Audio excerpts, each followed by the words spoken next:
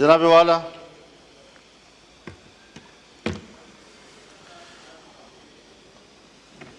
फरवरी से लेकर आज तक इस ऐवान में हम अभी तक इस सूरत हाल से बाहर नहीं निकले जब एक रुकन असम्बली अपनी ज़ात और अपनी ज़ात की दिफा तक महदूद कर दिया जाता है तो फिर वो मुल्क और कौम के लिए कोई किरदार अदा नहीं कर सकता। मैं पहले भी अर्ज़ कर चुका हूं कि हमें कुछ वक्त पब्लिक के लिए भी देना चाहिए। मैंने खैबर पख्तूनख्वा और बलूचिस्तान के अमन व अमान के हवाले से बात की थी। शायद जनाब स्पीकर आपके इलाक़ों में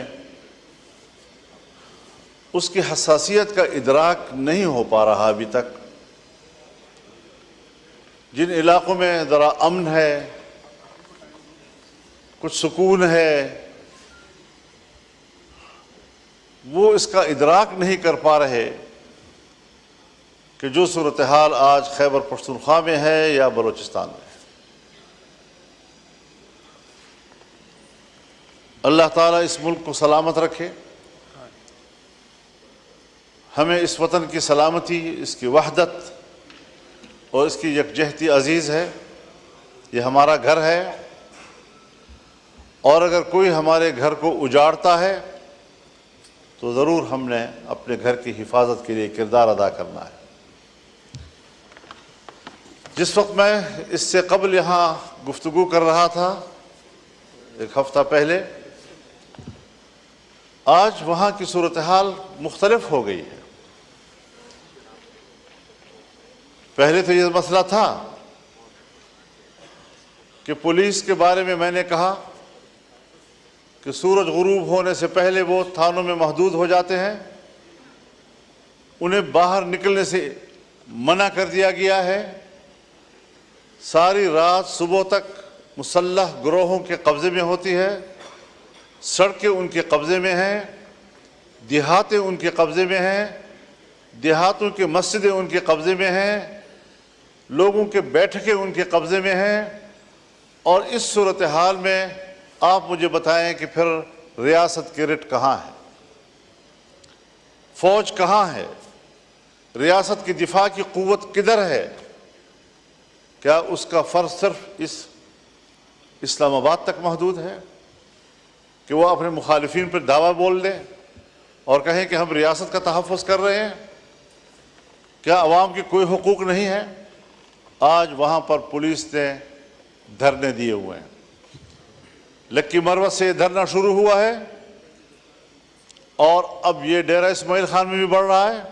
सूरत हाल वहाँ भी फैल रही है, बाजावड़ में भी चला गया है, बन्नू में भी चला गया है और मुख्तलिफ अज़ला में अगर पुलिस ने धरना दे दिया, बाईकाट कर दिया, अपने फ़र्ज़ के अंजामदही से पीछे हट गए, आप मुझे बताएं कि क्या सूरत हाल होगी? हमारी न सुनी जाए, कम से कम अपने रियासती इदारे पुलिस के तो सुनी जाए। कहाँ हम खड़े हैं? क्यों इस चीज़ का एहसास नहीं हो रहा हमारे लिए? हम लगे हुए हैं कि साहब हमारे यहाँ आईनी तरामीम की जाए, हमारे यहाँ इदारे और इदारों के बड़े वो अपने एक्सटेंशन के लिए फ़िक्रमंद हैं, अपने इदारों की इस्लाह और तक़वियत के लिए फ़िक्रमंद नहीं हैं।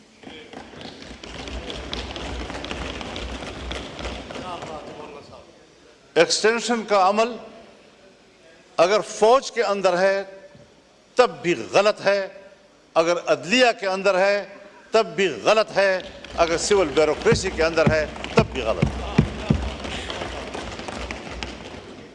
ये तो कल पार्लियामेंट भी मुतालबा कर सकता है कि 5 साल के बाद हमें भी 5 साल की एक्सटेंशन दी जाए।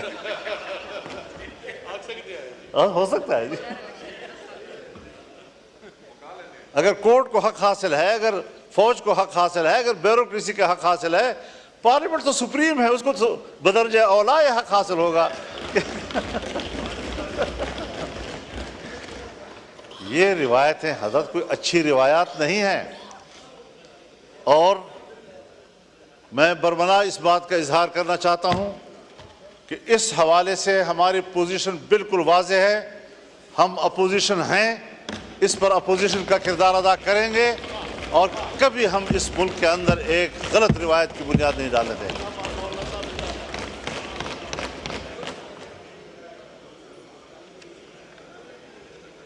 जनाब स्पीकर, हम इन मराहिल से गुजर चुके हैं। जनरल मुशर्रफ का ज़माना था,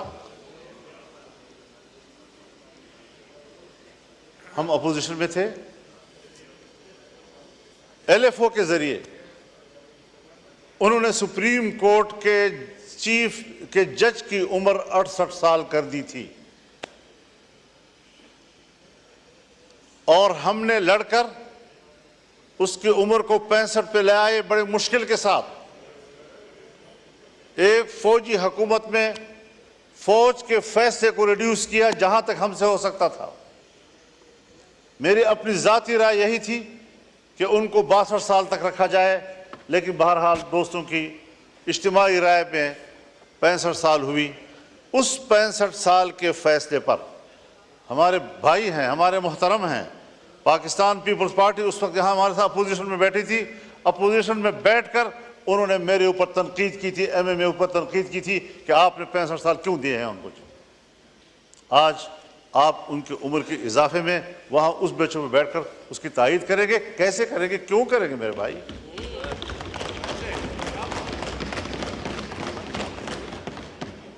उसूल उसूल होता है, हमें कुछ उसूलों की पैरवी की तरफ जाना चाहिए। जनाब स्पीकर, हमें तस्लीम कर लेना चाहिए कि हमारा जो अदालती निज़ाम है वो फरसूदा हो चुका है। हमारे अदालतों के सामने जत्थे बैठे होते हैं और वो फरीक़ैन को इत्मीनान दिलाते हैं कि आपका फैसला यूं होगा और आपका फैसला यूं होगा। इन जत्थों को ख़त्म करें और अदालत को ताकतवर बनाएं ताकि उस पर एतमाद हो। आप भी वाकिफ़ हैं उससे और मैं भी उससे वाकिफ़ हूं। बातें सच होती हैं, कोई कहता नहीं है, और अगर कहनी पड़ जाती है तो हमारे मत्थे लग जाती है। आज भी हजरत जनाब स्पीकर, हमारी अदालतें लॉबियों में तकसीम हो चुकी हैं और वो बाहमी तौर पर अदलिया नहीं बल्कि वो एक सियासी गिरोह बन चुके हैं। कोई एक पार्टी को सपोर्ट कर रहा है तो कोई दूसरी पार्टी को सपोर्ट कर रहा है। मैं कहता हूं चीफ जस्टिस मेरी मर्जी का हो, आप कहते हैं नहीं चीफ जस्टिस मेरी मर्जी का हो। क्यों? यहां पर बात क्यों आ गई है? हमने इस ऐवान ने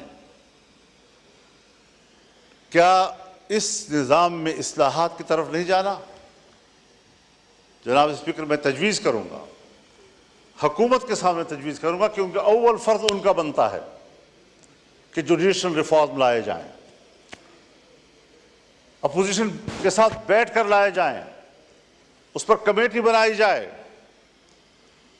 और बताया जाए कि हम अदालत का निज़ाम क्या होना चाहिए। चीफ जस्टिस के लिए हाई कोर्ट्स के मेयारात और हैं और सुप्रीम कोर्ट के मेयारात और हैं। फौज में चीफ के लिए मेयारात और हैं और अदलिया में चीफ के लिए मेयारात और हैं।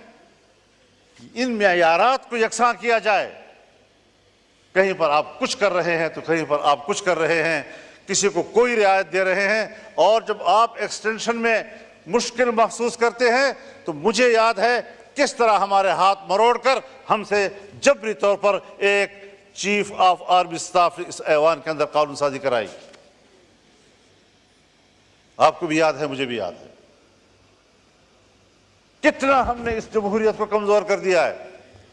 और फिर जो ऐवान उस पर यह छाप लग जाए कि ये अवाम की नुमाइंदा कम और एस्टेब्लिशमेंट की नुमाइंदा ज्यादा, फिर आपको बहैसियत ऐवान के एस्टेब्लिशमेंट की नौकरी करनी पड़ेगी। अवाम की खिदमत आप नहीं कर सकते। आज 60,000 से ज्यादा मुकदमात सुप्रीम कोर्ट में पेंडिंग पड़े हैं। इन लोगों का क्या कसूर है जिनके मुकदमात नस्ल दर नस्ल चलते रहते हैं? एक नस्ल में मुकदमे का फैसला नहीं होता और हम पर इमरजेंसी लागू होती है। हमने आज एक कानून पास करना है, कल दूसरा कानून पास करना है, सियासतदानों को ये करना है, सियासतदानों को वो करना है। इस चीज में हम लगे हुए हैं। क्या ये नहीं हो सकता कि आईनी मामलात के लिए एक मुस्तकिल अदालत ही बना दी जाए ताकि आम अदालतें हमारे वो गरीबों के मामलात को तय करें, आम आदमी के मामलात को तय करें और फैसला करें कि जल्द अज जल्द इंसाफ मुहैया किया जाए। हमारे मुल्क के अंदर अंग्रेज के दौर का वो निज़ाम अदल मौजूद है कि जो सदियों तक मुकदमात चलते हैं और तय नहीं हो सकते। आज भी हम उसी रविश पे चल रहे हैं। हमें पाकिस्तान बनाने के बाद आज अदलिया के हवाले से भी इनकलाबी फैसले करने होंगे ताकि हमारे गरीब आदमी को जल्द अज जल्द इंसाफ मुहैया हो सके। क्या कर रहे हैं आप लोग? तो निज़ाम को तब्दील करना है, तब्दीली लानी है तो फिर सही मानों में तब्दीली लाए। मेरे हक में हो वो तब्दीली और आपके हक में हो तो वो तब्दीली नहीं, इसको तब्दीली नहीं कहा जाता। अपने रविश पर तब्दील करना पड़ेगा, अपने एतमाद को बहाल करना पड़ेगा और इस पार्लियामेंट को सुप्रीम बनाना होगा। पार्लियामेंट में अगर पार्लियामेंट सुप्रीम है तो हर मेंबर यहां पर बात कर सकता है। यहां पर अदलिया भी बात हो सकती है, हम उससे भी सुप्रीम हैं। यहां पर फौज भी बात हो सकती है, हम उससे भी सुप्रीम हैं। लेकिन सब हमें अपना माताह समझते हैं। आज यहां बात करो तो ही अदालत का मुकदमा आ जाएगा हमारे पीछे। आज यहां फौज के किरदार पर आप तनकीद करें, रियासत के किरदार पर आप तनकीद करें। आप बलूचिस्तान में क्या कर रहे हैं, आप केपी में क्या कर रहे हैं? आपने पूरे मुल्क को अपने कब्जे में लिया हुआ है, अमन अमान का कोई नामो निशान नहीं है। उस पर आप बहस करें, एजेंसियां आ जाती हैं, आपको ऐवान से पकड़ के ले जाती हैं। वो तो आपके आइन में लिखा हुआ है कि हम अदलिया और फौज के खिलाफ नहीं बात कर सकते, तो इसलिए इस्लाह के लिए, उनकी इस्लाह के लिए तो बात कर सकते हैं। जी, इस्लाह के लिए तो बिल्कुल तो बस मैं इस्लाह की बात कर रहा हूँ, मैं उनको तनकीद तो नहीं कर रहा। सर आंखों पर अदालतें, फौज के जनरल सर आंखों पे। जी, तो मैं इसीलिए कह रहा था कि जजेस हमारे सर आंखों पे, क्योंकि लिखा हुआ है तो इसलिए। लेकिन उनके निजाम को तो ठीक करें जी, ताकि वो जबर तो ना करें, आइन से तजावुज तो ना करें, अखलाक से तजावुज तो ना करें, पार्लियामेंट का तकद्दुस तो ना खराब करें। हम उनके खिलाफ नहीं बोलेंगे, मैं आपसे वादा करता हूं। लेकिन मेरे अराकीन को इस तरह गिरफ्तार करने की इजाजत भी नहीं दी जा सकती।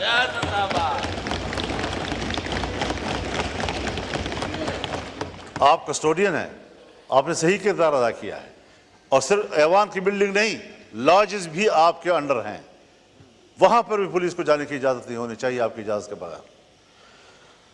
तो ये सारी वो सूरत हाल है। वो भी मौलाना साहब, आपको याद है कि एक दफ़ा जब हुआ था उसके बाद सब ने मिल के डलवाया था कि लॉजेस भी पार्लियामेंट का हिस्सा गिना जाएगा, तो वहाँ भी आप सही कह रहे हैं कि वहाँ भी जाने की इजाज़त नहीं होनी चाहिए और है भी नहीं। तो ये सारी सूरत हाल है। ठीक है, एक क्राइटेरिया है कि सीनियरिटी की बुनियाद पर फैसले होने चाहिए, लेकिन सिर्फ सीनियरिटी भी तो काफ़ी नहीं होती। ज़रा रिकॉर्ड देखा जाए, अहलियत कितनी है उसकी, ज़रा देखा जाए फिटनेस क्या है उसकी। फौजज़दा मौजूर आदमी को भी आप कहेंगे कि वो चीफ जस्टिस हो, चीफ ऑफ आर्मी स्टाफ बन जाए, वो कैसे हो सकता है? तो ये सारी चीज़ों को देखकर हमें इस्लाहात की तरफ जाना चाहिए।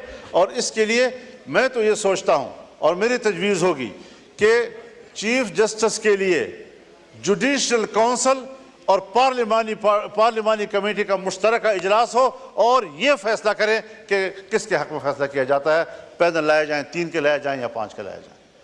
लेकिन इस्लाह की तरफ तो जाएं। मुमकिन है मेरी राय गलत हो, मैं कोई ऐसी बात नहीं कह रहा हूँ कि खुदा न खासा कोई हतमी बात है, लेकिन इस पार्लियामेंट को पर एतमाद किया जाए, इसकी कमेटी बैठे, उनके साथ बैठे, सोचे इस बात पर कि हमने अदलिया के अंदर इस्लाहात कैसे लानी है और ऐवान में पेश किए जाए।